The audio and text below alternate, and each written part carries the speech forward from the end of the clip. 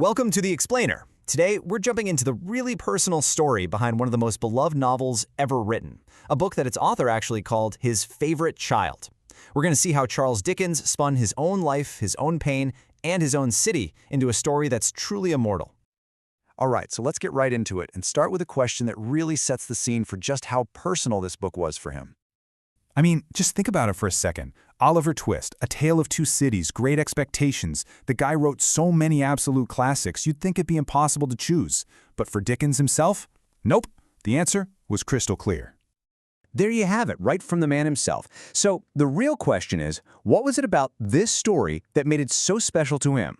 The answer, as you're about to see, isn't just in the pages of the book. It's in the life of the man who wrote it.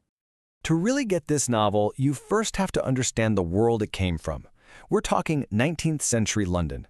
And it was a city of, well, unbelievable extremes. You know, Dickens famously wrote, "It was the best of times. It was the worst of times." And that perfectly describes his London. On one hand, you had this incredible boom, wealth, scientific breakthroughs, beautiful new buildings. But then you had the other side of the coin, just crushing poverty, kids forced to work, and a brutal social ladder that most people could never hope to climb. And this right here, this was the world our hero, David Copperfield, was born into. This wasn't just some passive backdrop for the story. London itself was a character, a dangerous, unpredictable place where your lot in life was pretty much sealed from day one.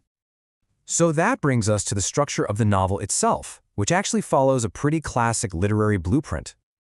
David Copperfield is a perfect example of what's called a Bildungsroman. It's a fancy-sounding German term, but it basically just means a novel of formation, or what we'd call a coming-of-age story.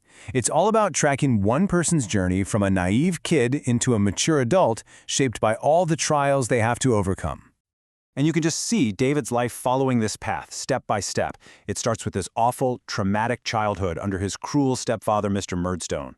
Then he's cast out, forced to work in a factory as a little boy, but, and this is key, he refuses to be a victim. He escapes, finds his great-aunt Betsy Trotwood, and that's the big turning point. That's what launches him on his new path to becoming the person he's meant to be. Okay, but David's not on this journey alone. Let's talk about the characters, because his whole life is defined by the incredible people, both the good and the very, very bad, that he meets along the way. I mean, Dickens was an absolute master at creating characters you never forget. You've got the pure villain in his stepfather, Murdstone. You've got this kind but totally disastrous father figure in Mr. Micawber. There's the tough-as-nails but secretly loving matriarch, his Aunt Betsy Trotwood. And then you have one of the slimiest, most unforgettable bad guys in all of literature, Uriah Heep. And this comparison between David and Uriah Heep is so brilliant because it shows you one of the central arguments of the whole book. See, they're both trying to climb the social ladder, but David does it through honesty, hard work, and just being a good person. Uriah, he uses lies, hypocrisy, and manipulation. And in Dickens's moral universe, there's a clear outcome. David is rewarded with happiness, while Uriah is punished and thrown out. All right, so now we get to the heart of it, the ultimate reveal, the real reason this novel was Dickens's favorite child. You see, the line between the author and his main character is so thin it's basically not there. This is Dickens's story.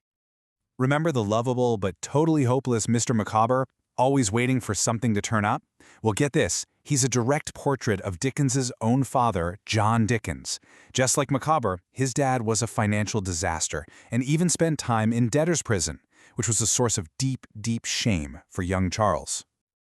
And the parallels just keep on coming.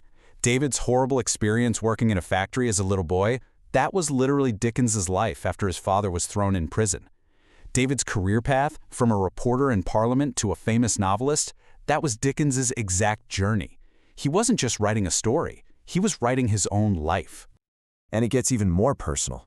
The love life in the book? It's basically a mirror of his own. David's sweet but totally impractical first wife, Dora, was based on Dickens's first real love. And his second wife, Agnes, the steady, virtuous, supportive one, is thought to be based on his sister-in-law, who was his closest friend and confidant for his entire life. So the big question is, after more than 170 years, why does this story, this fictional autobiography, still hit us so hard today? Why does it still matter? The bottom line is this: by taking his own personal pain and turning it into art, Dickens created something universal.